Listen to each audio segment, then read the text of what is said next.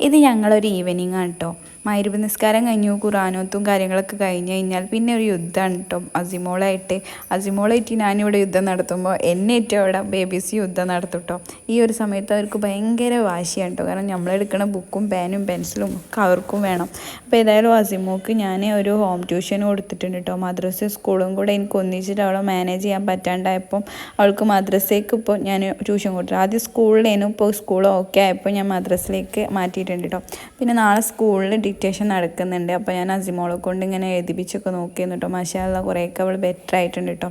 പിന്നെ എൻ്റെ ഡെലിവറിയും കാര്യങ്ങളൊക്കെ ആയതുകൊണ്ട് അവൾ ഭയങ്കരമായിട്ട് ഫ്ലോപ്പ് ആയിരുന്നു. പക്ഷേ ഇപ്പം അൽഹംദുലില്ലാ റെഡി ആയിട്ട് അങ്ങനെ വരുന്നുണ്ട്. ഏതായാലും ഇപ്പോൾ ബേബീസ് ഉമ്മാൻ്റെ അടുത്താണ്. ഉമ്മ അവരെ മാനേജ് ചെയ്തുകൊണ്ടിരിക്കുക കേട്ടോ. അതിനിടയിൽ എൻ്റെ അടുത്തും വരും, എന്നാലും കുഴപ്പമൊന്നുമില്ല, അങ്ങനെയൊക്കെ അങ്ങ് മാനേജ് ആക്കി പോകുന്നുണ്ട്. അപ്പോൾ അടുത്ത വരും കാണാം. Okay, by.